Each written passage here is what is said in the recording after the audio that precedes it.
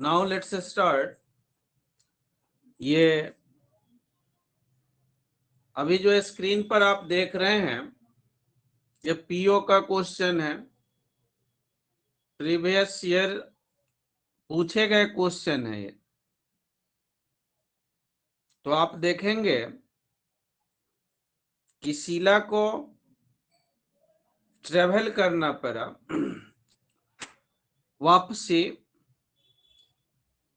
वापस यानी आना पड़ा। किस सेंस में?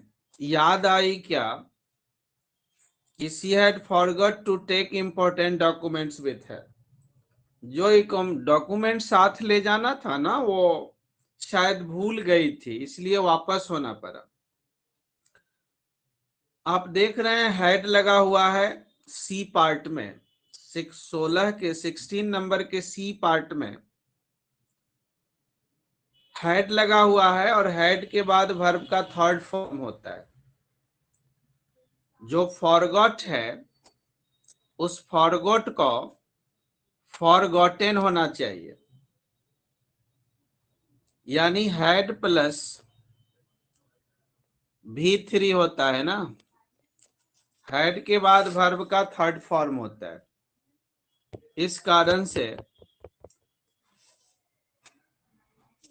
फॉरगॉट ना हो करके इसको फॉरगॉटेन होना चाहिए। Now next, the party is holding a meeting. Party meeting कर रही है। In order to begin the painful and difficult process of rethink its political strategy. आप यहां देख रहे हैं कि ऑफ है और रीथिंक है। ऑफ प्रीपोजिशन है और प्रीपोजिशन जब भी होता है ये प्रीपोजिशन उसके बाद इस वर्ब को नाउन बनाना पड़ता है। तो वर्ब को नाउन बनाने के लिए फोर्थ फॉर्म ऑफ वर्ब लिखना पड़ता है। वर्ब के चौथे रूप की जरूरत होते हैं, क्योंकि प्रीपोजिशन के बाद नाउन का यूज होता है और इस नाउन के कारण रीथिंक नहीं होकर रीथिंकिंग होना चाहिए। इसलिए यहां पर जो है इस रीथिंकिंग में रीथिंक को आईएनजी कर दे तो रीथिंकिंग हो जाएगा। नेक्स्ट है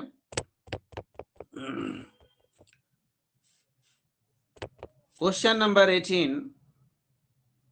the only bad thing about these flowers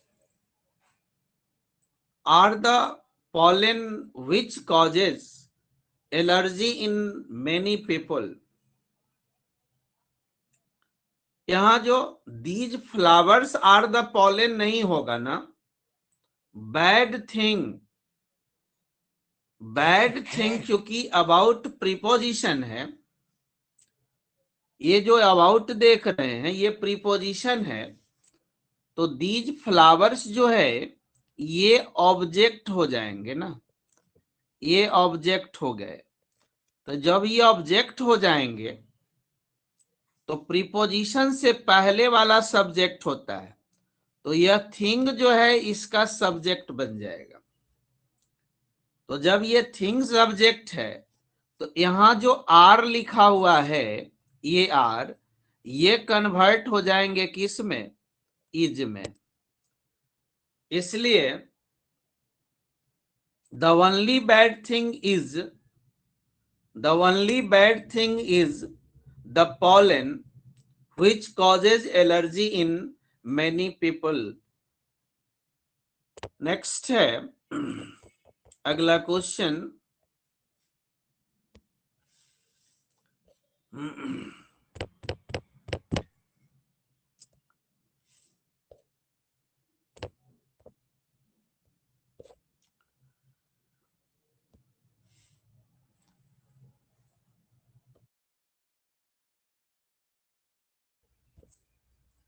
now next, अभी आप देख रहे हैं, nobody in the bus offered to give the seat. आप देख रहे होंगे कि यहां इन प्रीपोजिशन है। जब इन प्रीपोजिशन है तो ये बॉस इसके ऑब्जेक्ट हो गए, तो नोबडी ही सेंटेंस के क्या बनेंगे? सब्जेक्ट बनेंगे नोबडी। जब नोबडी सब्जेक्ट बनेंगे तो नोबडी का प्रोनाउन 1 बाय 1 करके होता है, तो ये जो देयर लगे हुए हैं वो देयर नहीं होकर यहां पर जेंडर क्लियर नहीं है। और जब जेंडर क्लियर नहीं होता है तो वैसे परिस्थिति में प्रोनाउन मैस्कुलिन जेंडर का लेते हैं, जो ही के फॉर्म्स का लेते हैं। तो ही के फॉर्म्स में यहां पर वो देयर के जगह हिज हो जाएंगे। तो nobody in the bus offered to give their seat, नहीं his seat. Now next question.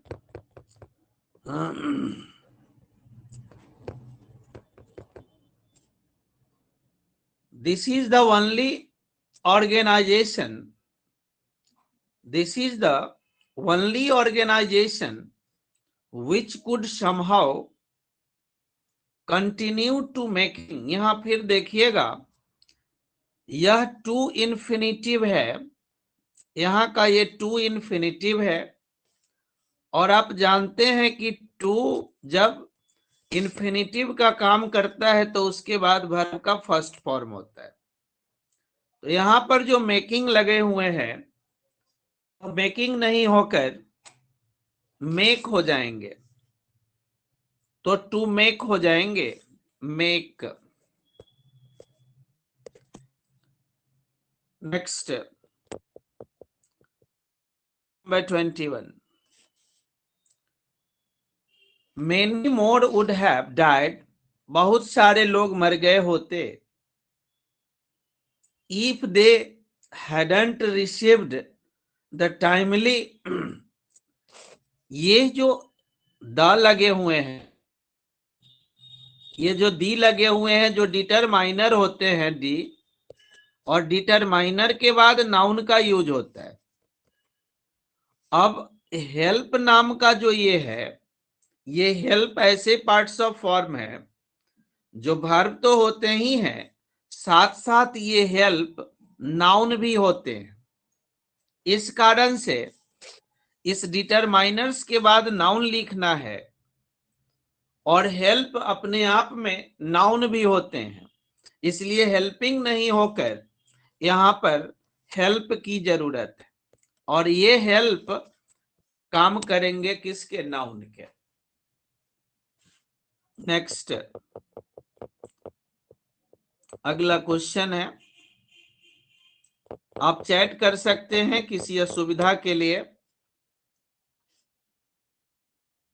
A man along with his wife and 2 children। आप यहां देखोगे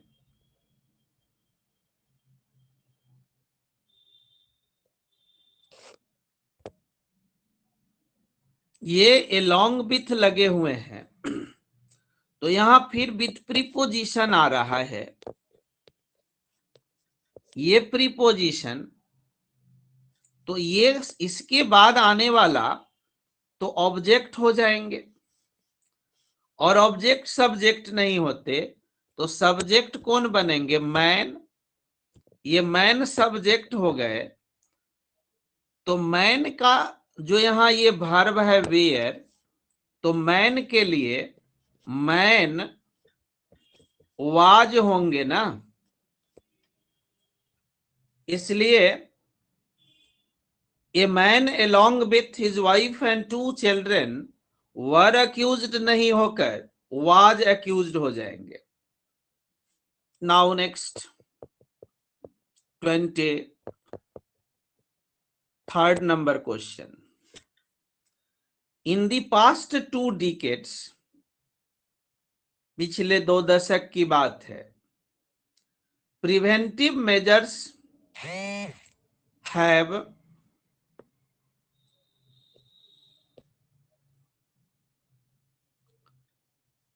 (21)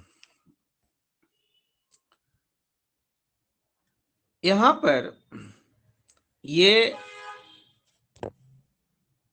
जो द है वह डिटरमाइनर है, और डिटरमाइनर का शर्त है कि डिटरमाइनर के बाद नाउन आपको लिखना पड़ेगा, और ये टाइमली इसका एडजेक्टिव है, तो हेल्पिंग को नाउन बनाना पड़ेगा। ये हेल्पिंग को नाउन बनाना पड़ेगा। अब हेल्पिंग को जब नाउन बनाएंगे, ये तो हेल्प के बारे में बताते हैं कि हेल्प वर्ब भी है और हेल्प नाउन भी है। तो डिटरमाइनर के बाद आपको नाउन की जरूरत है, तो हेल्पिंग जो यहां लिखे गए हैं वो first form of the verb he already noun का काम करता है। दूसरी बात, आईएनजी कंटिन्यूटी ऑफ एक्शन को दर्शाता है, यहां कंटिन्यूटी ऑफ एक्शन की भी जरूरत नहीं है। तो हेल्प अपने आप में वर्ब भी है और नाउन भी है। Next question number 23. In the past 2 decades, preventive measures have drastically reduced the occurrence of polio in children. आप जरा देखेंगे पिछले 2 दशक की जो रोकथाम वाली बात जो लिए गए, इसमें बहुत बड़े पैमाने पर कहा जाए अमूलचूल परिवर्तन हुआ कम करने में, जो पोलियो अटैक होते हैं चिल्ड्रन में। आपके जब मीनिंग मिल जाते हैं वैसे कंडीशन में उसे नो एरर के श्रेणी में रख लेते हैं। Next question number 24. Neither the ministers nor intelligent resources, ये आप जानते हैं बचपन से पढ़ाया गया, नाइदर का कनेक्टर नॉर होता है, और जो नॉर के बाद वाला होता है वह सेंटेंस का सब्जेक्ट होता है। आइदर और, neither nor, not only but also. तो यहां सोर्सेज है और सोर्सेज के कारण वाज नहीं होंगे, ये सोर्सेज के कारण वर होंगे। Now next,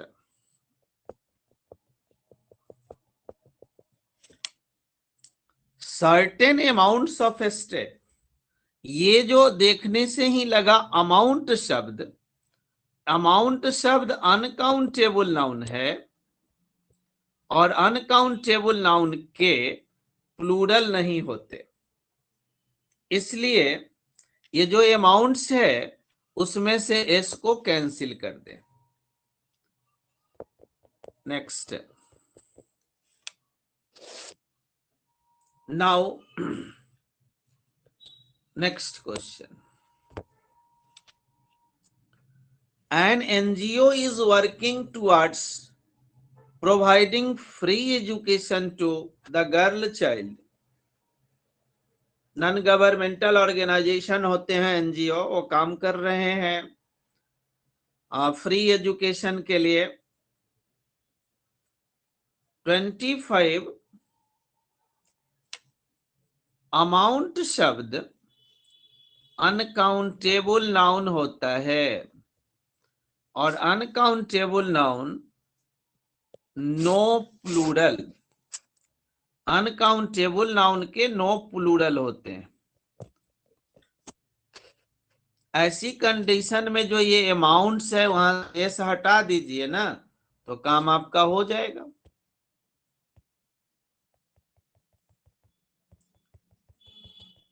next,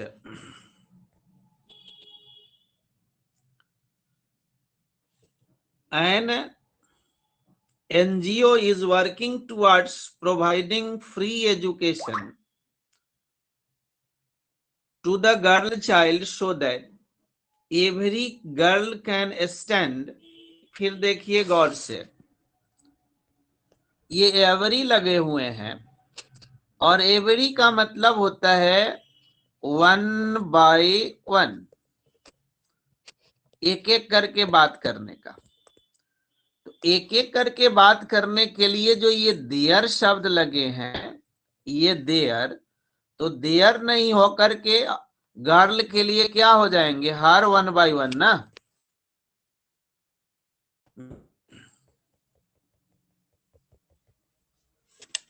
next, the animal anesthetize the dog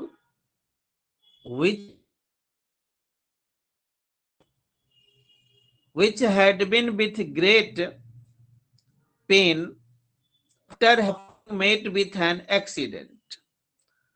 अब वो ये आप देख रहे हैं कि इस डॉग के लिए विच तो ठीक ही है, तो हु वाले ऑप्शन नहीं होंगे, सी और डी ऑप्शन तो गलत है कि यहां बीइंग भी नहीं होंगे। ये तो दो कट, बीथ वाले कट गए क्योंकि ईज लगे हुए हैं, और सेंटेंस जो है एनेस्थेटाइज्ड वर्ब, ये पास्ट के कारण ये भी नहीं होंगे। तो ईज हट। अब हमारे पास ऑप्शन बचते हैं, या तो ए करे या ई करे। तो ए और ई में अंतर है कि यहां पर वह दर्द में था, दर्द के साथ नहीं था, दर्द में था। तो ये बीथ नहीं हो करके यहां इन कर दें तो हम आंसर ए सही हो जाएगा। Now next,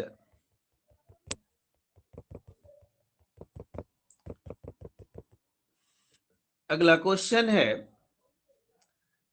physical in its final decision, अंतिम decision, the court ruled that allegations level for the accused were false। देखिए, सबसे बात है कि ऑल द एलिगेशंस है, ऑल जब लगे हुए हैं तो तय है कि एलिगेशन नहीं होंगे, एलिगेशंस ही होंगे। जितने भी एलिगेशन वाले हैं ये गलत हो गए, बी में एलिगेशंस हैं ये चलेंगे, डी आपका गलत हो जाएगा क्योंकि एलिगेशन है। अब आपके पास बच गए बी और सी। तो बी और सी में आप देख कि ये रूल्ड पास्ट में है तो प्रेजेंट नहीं चाहिए, और इस कारण से आपके बी भी नहीं होंगे। अब हमारे पास क्या बच, लेवल्ड अगेंस्ट है, बच गए, आंसर हमारे सी निकल जाएंगे। नेक्स्ट,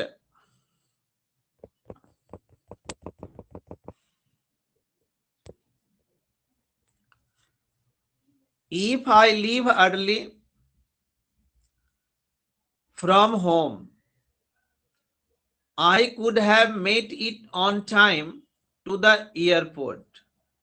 समय पर पहुंचने के लिए हम संभव हो जाते यदि समय से निकले होते। हमारा पास्ट है, ये फॉर्म भी हमारा पास्ट ही होगा। ये फॉर्म हमारा पास्ट हो, ये है, ये जब परफेक्ट है तो ये भी हमारा परफेक्ट। अब इस परफेक्ट को करने के लिए मेरे पास व्हील और वुड वाला तो होगा नहीं, परफेक्ट करना है, इसलिए ये गलत है। हैड लगे हुए हैं तो ये लीव के जगह पर V3 होंगे, लेफ्ट होंगे। वुड के बाद V1 होते हैं, लेफ्ट नहीं होते हैं। तो आंसर हमारा डी हो जाएगा कि हैड अर्लियर काश में पहले निकल, तो एयरपोर्ट पहुंचने में विलंब नहीं हुई होती। इट मीन न हम अर्लियर पहुंचे और न हम समय से एयरपोर्ट पहुंच पाए, यानी छूट गया हमारा। नाउ नेक्स्ट,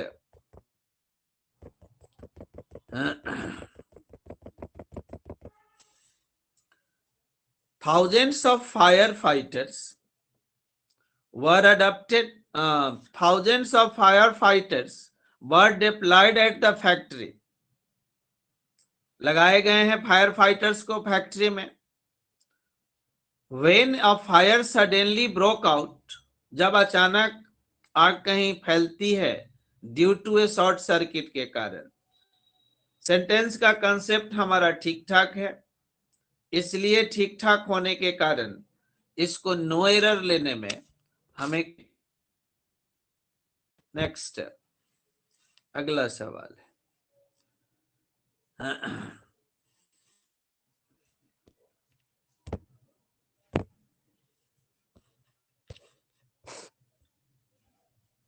नाउ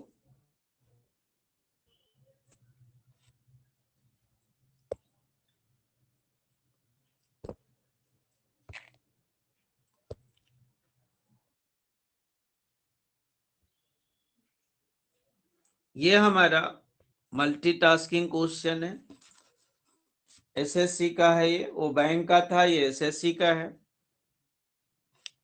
यहां पर देखते हैं, वी लुक फॉरवर्ड टू, आप यहां देख रहे हैं और सक्सेसफुल में एन लगे हुए हैं ये, तो ये एन नहीं न लगेंगे, ये एन हटके यहाँ ए हो जाए, इसलिए इसके आंसर ए नंबर में ही गलत है। आंसर ए हो जाएंगे इसके।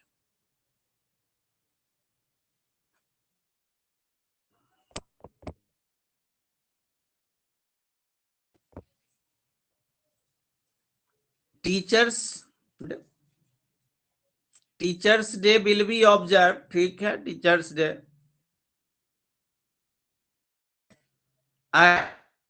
देखिए सिंगुलर है और सिंगुलर नाउन है तो आर्टिकल्स तो लगेंगे ही ना, इस कारण यहां एज इस बीच में ए लगाएगा। ए नॉन टीचिंग डे, यानी ऑप्शन आपका बी नंबर हो जाएगा, क्योंकि डे सिंगुलर नाउन है। जो सिंगुलर नाउन है तो बिना आर्टिकल्स के नहीं होते।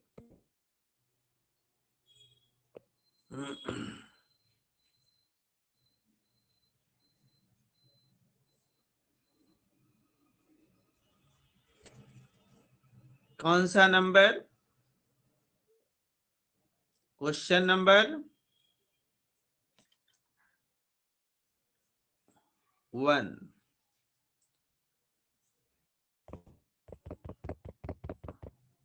यहां पर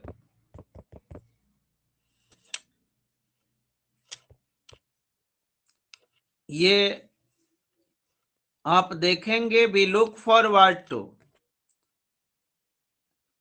सक्सेसफुल वर्किंग रिलेशंस, ये आप देख रहे हैं ना, ये देख रहे हैं, ठीक है। तो यहां पर जो रिलेशनशिप है, इसके ये सब एडजेक्टिव हैं।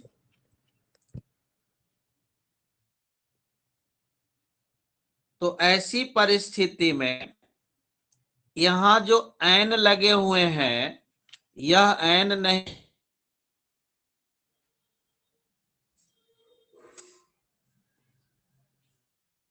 Now next we look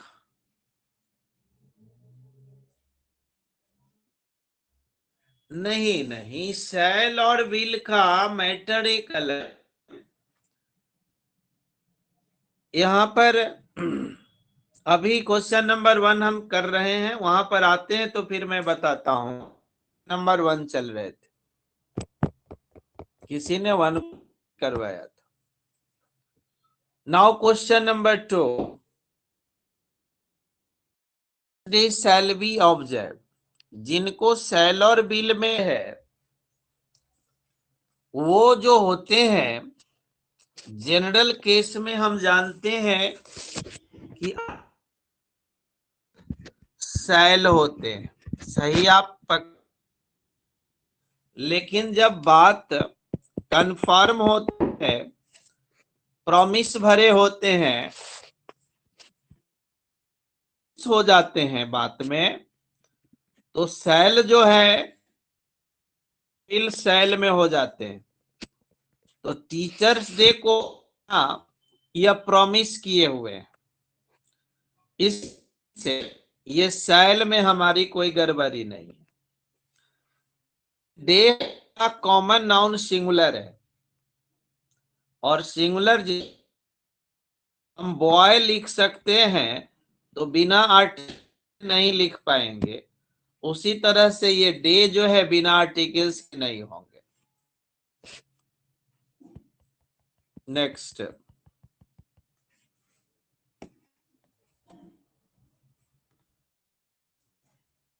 question number 3, when we got home last night we found that the guest dash dash। आप जानते हैं बचपन से पढ़ाया गया कि पास्ट ऑफ द पास्ट को पास्ट परफेक्ट कहते हैं। इट मीन्स आप घर पहुंचे हैं बाद में और गेस्ट का आगमन हुआ है पहले, तो डॉक्टर के आने से पहले रोगी मर चुका था। बचपन से गुरुजी सब याद करवाता है। इसका मतलब है कि गेस्ट पहले चुके थे और गेस्ट आने वाले को हेड कर लेंगे ना, तब हम घर पहुंचे हैं। तो when we got home last night we found that the guest had arrived। next, throw a stone dash the fierce cat। जब भी हम किसी चीज का एम निशाना साधते हैं, उस निशाना साधने का प्रीपोजिशन हमारा एट होता है। उदाहरण के लिए आप जानते हैं aim at, laugh at, aim at, laugh at, look at, kick eight.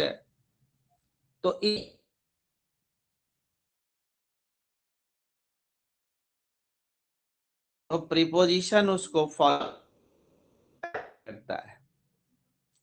Obligation है तो आप तो उनकी कार्य को पूरा करने की प्रतिबद्धता है। प्रतिबद्धता है तो इस ऑब्लिगेशन का साइनो हमारा कमिटमेंट हो जाएगा। नोटोरियस को ख्यात होता है, अच्छा सेंस नहीं होता है। पॉपुलर अच्छा सेंस का होता है, फेमस अच्छा सेंस का होता है, लेकिन नोटोरियस खराब होता है, तो उसका रिप्यूटेशन खराब होगा।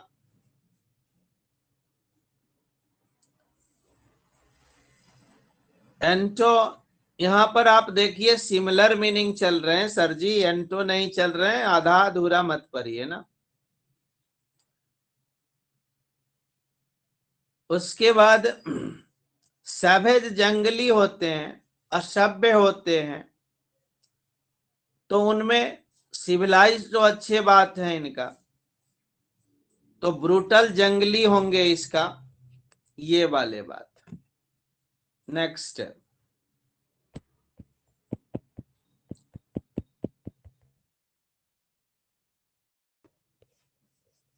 शोलेश करते हैं, सांत्वना देते हैं। तो सांत्वना का यहां देखिए शब्द अपोजिट यहां पूछ रहा है, उल्टा पूछ रहा है। तो अपोजिट जब हम सांत्वना की बात करेंगे तो सांत्वना तो मिलेगा नहीं। तो ये पीटी, रिलीफ, चीयर, ये सब तो अच्छा बात है। इसलिए बी डिसहार्मोनी, सौहार्द होता है हार्मोनी, और उसमें डिस लगा देंगे तो उलट देंगे। गैदर इकट्ठा करना होता है,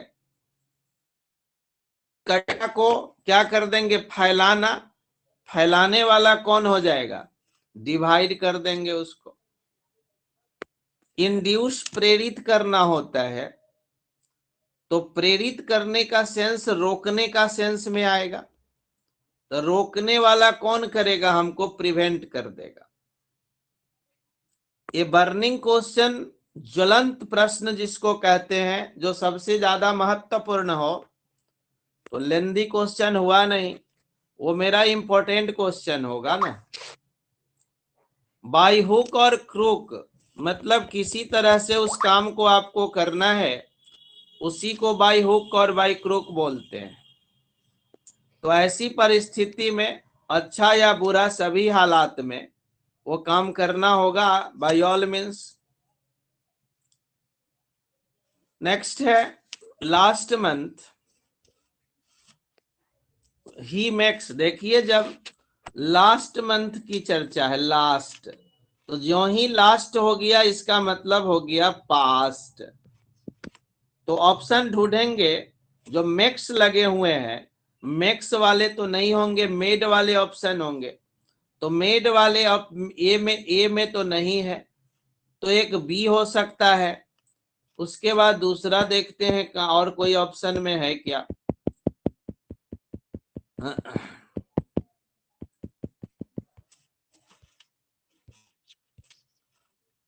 यहां पर भी मैक्से है, ये नो इम्प्रूवमेंट होना नहीं है। तो हमारे आंसर जो हो जाएंगे वो हो जाएंगे वह मेड वाले ना, क्योंकि लास्ट मंथ हमारा पास्ट होता है, इसीलिए आंसर हमारा बी नंबर हो जाएगा। Next,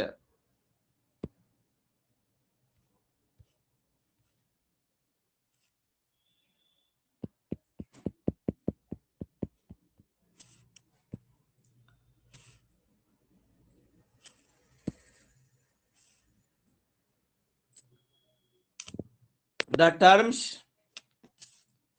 terms of a future partnership would be vastly, ये एक शब्द है फ्यूचर पार्टनरशिप का, इसके बारे में बड़ी बृहद पैमाने पर क्या कहना चाहता है। Inferior to, inferior on, comparison with.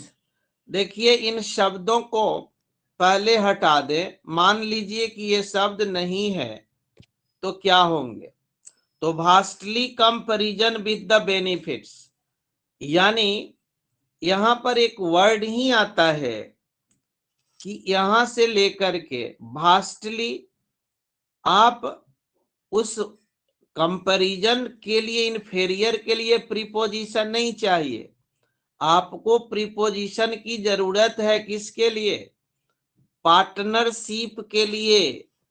तो पार्टनरशिप इस सेंस में है inferior in comparison, partner, inferior को नहीं चाहिए प्रीपोजिशन, पार्टनरशिप इन कंपैरिजन के लिए चाहिए। इसलिए तुरंत जल्दी में आप जानते हुए क्वेश्चन को गलती नहीं कर लेंगे, थोड़ा सा सोच समझकर, जब बहुत इजी क्वेश्चन भी रहे उस समय थोड़ा सा वेट करके सही ढंग से क्वेश्चन को पढ़ के कोशिश करना है जवाब देने का, नहीं तो जल्दीबाजी में संभावनाएं रहती है गलती होने का। A women who enters entertains guest, guest को इंटरटेन करने के लिए, सबको पता है हॉस्टेस होते हैं, किसी चीज की याद दिलाने के लिए वह स्मृति जो होते हैं, मेमेंटो मिलते हैं ना, जो हमेशा याद रहते हैं। स्पॉन्सर का स्पेलिंग आपको आता ही होगा, स्पॉन्सर देखने से ही लग गया है कि कहां पर हैं आप। और सैटेलाइट का स्पेलिंग LLI, तो ऐसे कंडीशन में यही है ना। ये कंट्री कैन नॉट, देखिए कैन मॉडल वर्ब है और मॉडल वर्ब के बाद वर्ब का V1 लगता है, तो इसमें देखिए कौन सा वर्ब है जो V1 में है, तो ग्रो नाम का वर्ब V1 में है, यानी पहला नंबर आर होगा। आर किस में है, तो एक ही से हमारा बन गया डी है। नेक्स्ट, एवरीवन शुड, फिर देखिए शुड आपका मॉडल वर्ब है, इसके बाद भी V1 चाहिए। अब V1 किस में है, तो कमांड भी V1 है और रिस्पेक्ट भी V1 है, दोनों है, P से शुरू नहीं होगा। ऐसी परिस्थिति में या तो Q से शुरू होगा और नहीं तो R से होगा। तो everyone should respect and enjoy command the same, नहीं ऐसे तो नहीं लिखेंगे। Everyone should command the same, everyone should respect enjoy the same opportunity, नहीं ये भी नहीं हो पा रहे हैं यहां से। Everyone should command the same respect and enjoy the same opportunity, everyone should command the same respect and enjoy the same opportunity। तो यानी QRP हम। नेक्स्ट, ये हमारा जो क्वेश्चन है अनसीन, इसको बनाने के लिए एक पामिस्ट की तरह आपका पैनी नजर होना चाहिए, जो पामिस्ट आपको देखकर, आपकी मनोदशा को देखकर आपके फ्यूचर की बात बताते रहते हैं और आप उसमें हाँ में हाँ लगाते रहते हैं। सेम कंडीशन है ये की जरूरत है कि आपको 2 से 4 लाइन पहले पढ़ के ये है कि इस पैसेज का बोल किधर है। ये फिलर जो होता है अनसीन रहता है कि खुद से आपको दिखता कि कहना क्या चाहता है आगे बढ़कर के ये पैसेज, इसीलिए इसका नाम है, ये फिलर है। और क्लोज टेस्ट बहुत का मतलब करीबी का डिफरेंस होगा, बहुत बड़ा डिफरेंस नहीं होता है। यदि 50 पर आते हैं तो एवरेज कहलाते हैं और 50% से कम बनाते हैं तो पता चलता है कि आपको लिटरेचर की समझ नहीं है, कॉमन सेंस नहीं है, आपको समझदारी है। तो सबसे पहले सीधा सीधा इसको कभी नहीं बनाना है, बनाने से पहले तब तक इसको पढ़ते रहना है जब तक पैसेज किधर जा रहा है, कहना क्या चाह रहा है, वहां तक जब तक नहीं पहुंचेंगे तब तक हमको इस चीज को देखते रहना होता है। तो आओ देखते हैं जरा पैसेज किस तरह बोलता है। One of the major problems of India is unemployment. ये इंडिया में बहुत सारी प्रॉब्लम्स हैं, उस बड़े प्रॉब्लम में से एक प्रॉब्लम अनएम्प्लॉयमेंट का भी है, बेरोजगारी का भी है। अनएम्प्लॉयमेंट मीन्स का होता मतलब क्या है, तो राज्य की वो स्थिति ऑफ बीइंग विदाउट, बिना dash opportunity of earning one's livelihood, किसी की जीविकोपार्जन की साधन डैश नहीं होते वगैरह। In the good old opportunity, in the good old age, यही ना question, golden the population of the world was, अब गोल्डन की सुनहले दिन की बात कर रहे हैं, तो उस सुनहले दिन के लिए कहते हैं। गजेंद्र भाई आप पहले क्वेश्चन को समझने का प्रयास करें, किसी सोर्स से यदि क्वेश्चन बना लिए हैं तो कहना क्या चाहता है पैसेज को समझिए। क्वेश्चन को सॉल्व करना तो आप एक नहीं अनेक कर सकते हैं, बट बनाने के तरीके को जब तक आप नहीं समझ पाएंगे कि बनाना कैसे है, पैसेज का बोल क्या कहता है, लाइन बाय लाइन पढ़ते हुए क्वेश्चन इसके नहीं बनते हैं जो आप इतनी जल्दीबाजी में स्रोत से जो मारते जा रहे हैं।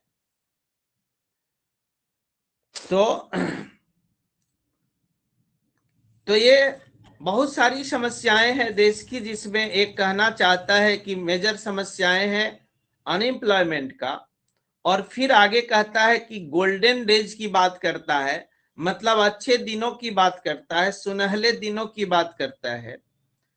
उस समय में वो क्या कहता है, दुनिया की पॉपुलेशन की बात करता है। इसका मतलब है there was hardly a person who was not employed in some way or other to earn, मतलब किसी जमाने की बात दुनिया को कहता है कि यह भी एक जमाना था जिस जमाने में शायद ही कोई आदमी ऐसा था जो किसी न किसी रूप में किसी भी तरह की रोजगार उसके नहीं मिलते थे। इट मीन्स अब पैसेज की बोल क्लियर हो गए। अब हम यहाँ पढ़ सकते हैं, सोचने का प्रयास कर सकते हैं कि कहना क्या चाहता है। इसका मतलब है कि विदाउट लगे हुए शब्द हैं, और विदाउट लगे हुए शब्द हैं तो इसके बाद निगेटिव शब्द चाहिए। तो हमारे पास एक नीदर निगेटिव शब्द है, और एनी का यूज दो से अधिक के लिए है। एनी का यूज दो से अधिक के लिए होते हैं और नीदर का यूज दो के लिए सिर्फ होते हैं। यहां पर ये कहना चाहता है कि दुनिया मतलब इस समस्याओं की बात हो रही है, उसमें तो जाहिर सी बात है कि दो से अधिक ऑप्शन चाहिए, और दो से अधिक ऑप्शन एनी में होते हैं। तो आपका आंसर जो जल्दीबाजी कर रहे थे वो जल्दीबाजी में आप चले जाते।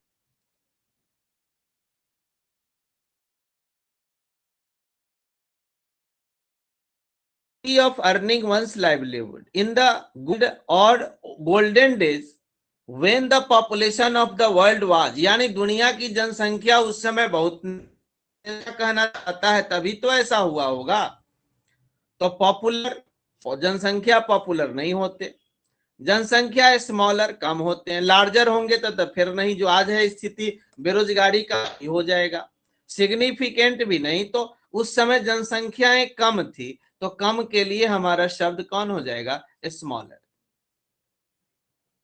सबको उस समय मिलता था, किसी न किसी रूप में सबको जॉब मिलता था। और कमाने की बात, अदर टू अर्न डैश, तो ऊपर आप देखिए रहे थे कमाने की लाइवलीहुड शब्द यहाँ लिखे हुए हैं, तो वही जीने वाला बात होगा। तो जीने वाला बात तो गिविंग नहीं है, लाइकिंग नहीं है, लिविंग है हमारा जीने वाला बात, तो हमारा सी हो जाएगा। Now to earn his living, but this situation no longer exist, लेकिन वो दुनिया के सुनहले दिन ज्यादा समय तक नहीं टिके, खत्म हो गए।